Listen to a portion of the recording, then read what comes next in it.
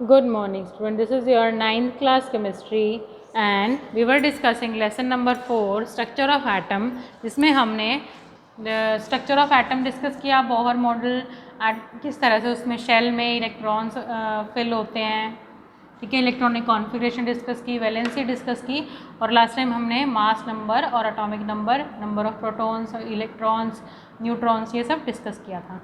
आज हम डिस्कस करेंगे आइसोटॉप और आइसोबार क्या होता है, आइसोटॉप्स एंड आइसोबार क्या होता है,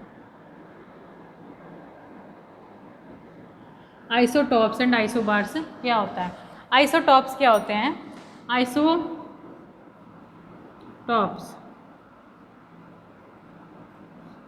जब टॉप डिफरेंट होता है, टॉप यानी कि ये एलिमेंट था हमारा, टॉप पे क्या था? मास, नीचे क्या था? नंबर, ये मास नंबर, ये एटॉमिक नंबर, ठीक है, एटॉमिक नंबर, मास नंबर, ऊपर क्या था? मास, एटॉमिक नंबर। तो टॉप जब डिफरेंट होता है यानी कि मास डिफरेंट है, elements with same atomic number,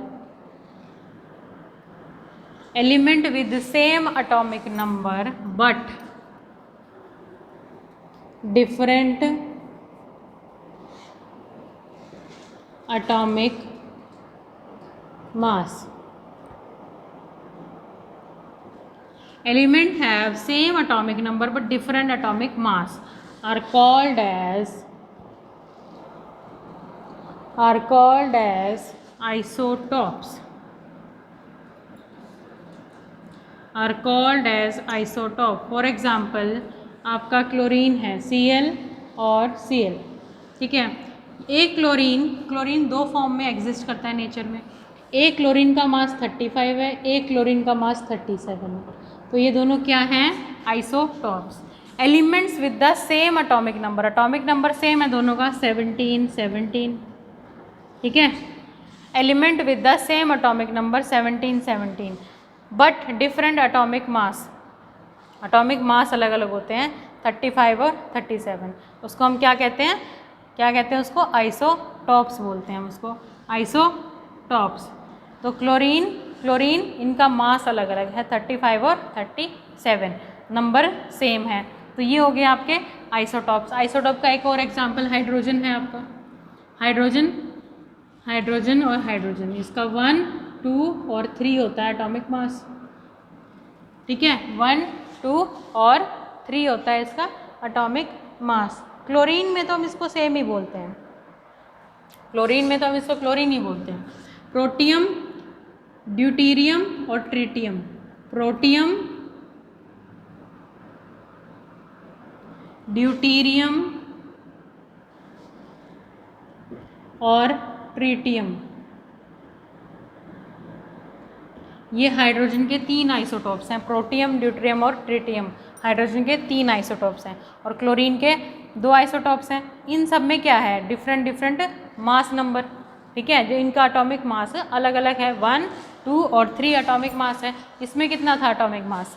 chlorine में भी डिफरेंट था, क्लोरीन में कितना है? 35, 37, और एटॉमिक नंबर कितना था? 17। ये हैं आपके आइसोटॉप्स। उसके बाद नेक्स्ट आता है आपका आइसोबार, नेक्स्ट आता है आइसोबार। आइसोबार क्या होते हैं? कुछ डिफरेंट एलिमेंट, आइसोबार क्या होते हैं? कुछ ऐसे एलिमेंट जिनमें मास नंबर सेम होता है लेकिन एटॉमिक नंबर अलग होता है, यानी कि वो एलिमेंट ही डिफरेंट होते हैं। कुछ एलिमेंट्स ऐसे हैं जिनका मास सेम है लेकिन वो अलग अलग हैं, isobars. Elements with same mass number but different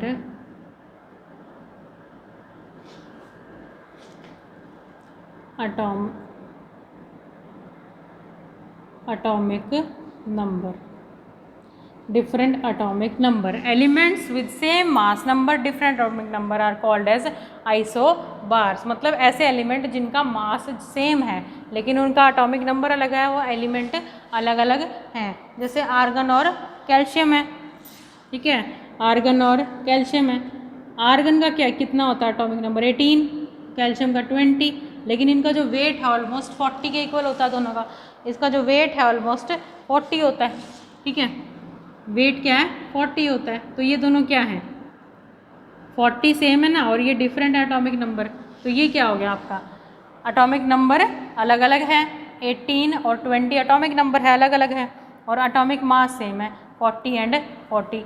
ठीक है, तो इसमें क्या है same mass number but different atomic number. Element भी अलग अलग हो गए. तो ये क्या कहलाते हैं आइसोबार्स. इनको हम क्या बोलते हैं आइसोबार्स. या फिर आप इसको ये भी बोल सकते हो same proton but different neutron. ये भी बोल सकते हो आप सेम प्रोटॉन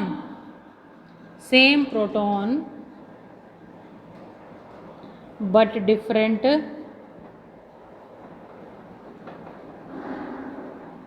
न्यूट्रॉन. क्यों ऐसा क्यों बोल सकते हैं हम इसको? ऐसा इसलिए बोल सकते हैं क्योंकि प्रोटॉन किसके बराबर होता है एटॉमिक प्रोटॉन किसके बराबर होता है? प्रोटॉन एटॉमिक नंबर के बराबर होता है. ठीक है, और न्यूट्रॉन मास नंबर और इन दोनों इसको इन प्रोटॉन और न्यूट्रॉन को प्लस कर देंगे तो आपका मास आ जाएगा. प्रोटॉन और न्यूट्रॉन को प्लस कर देंगे इनका मास आ जाएगा. ठीक है, तो सेम नंबर ऑफ प्रोटॉन हो गए आइसोबार में but different number of neutron हो गए. ठीक है, ये इस तरह से भी डिफाइन कर सकते हैं और इस तरह से भी हम आइसोबार को डिफाइन कर सकते हैं. इसके बाद हम कुछ न्यूमेरिकल हैं प्रोटॉन और न्यूट्रॉन के, उनको डिस्कस कर लेंगे.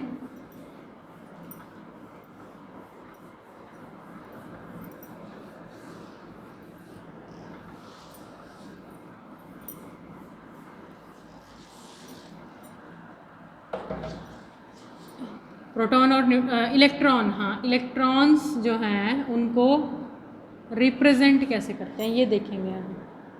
एक टॉपिक रह गया आपका लास्ट सिलेबस का, रिप्रेजेंट कैसे करते हैं. फॉर एग्जांपल आपका है सोडियम. सोडियम का एटॉमिक नंबर होता है 11. उसके शेल लिखेंगे KLMN और इलेक्ट्रॉन कैसे फिल करेंगे उसमें 2 8 1 फिल हो गए. अब बनाएंगे इसको इस तरह से. न्यूक्लियस बन गया, K शेल बन गई, L शेल बन गई और M बन गई. ठीक है, K शेल में कितने हैं 2 इलेक्ट्रॉन्स. 2 इलेक्ट्रॉन्स यहाँ शो करेंगे हम. L शेल में कितने 8 इलेक्ट्रॉन्स. 1 2 3 4 5 6 7 8 इक्वली डिस्ट्रीब्यूट करेंगे इसको इलेक्ट्रॉन्स को. ऐसे नहीं कहीं भी एक ही जगह लगा दिए, नहीं 1 इलेक्ट्रॉन. तो इस तरह से ये रिप्रेजेंटेशन होती है किसकी इलेक्ट्रॉन्स की. इलेक्ट्रॉन्स को हम इस तरह से रिप्रेजेंट करते हैं. आपके एग्जाम में भी आ सकता है कि हाउ टू रिप्रेजेंट सोडियम के इलेक्ट्रॉन को रिप्रेजेंट करके दिखाइए. ठीक है, एक और एग्जाम्पल ले लेते हैं हम. Suppose chlorine. क्लोरीन का ले लेंगे यहाँ पर एग्जाम्पल. क्या होता है एटॉमिक नंबर 17. ठीक है, 7 आउटर मोस्ट शेल में 7 इलेक्ट्रॉन है. 2 इलेक्ट्रॉन 8 इलेक्ट्रॉन 2 3 1 2 3 4 5 6 और ये 7. यहाँ पर 7 इलेक्ट्रॉन आ गए. इस तरह से रिप्रेजेंट करेंगे आप इसको. ठीक है, तो इस तरह से आपको क्या करना है रिप्रेजेंटेशन करनी है.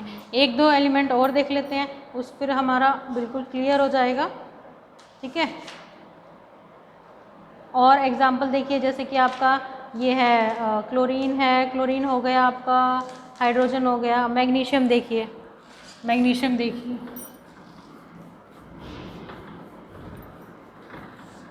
मैग्नीशियम. मैग्नीशियम का एटॉमिक नंबर होता है 12. आउटर मोस्ट शेल में 2 इलेक्ट्रॉन, सेंटर में वही न्यूक्लियस, K शेल, L और ये M. K में कितने हैं 2 इलेक्ट्रॉन्स हैं आपके. L में 8 इलेक्ट्रॉन है.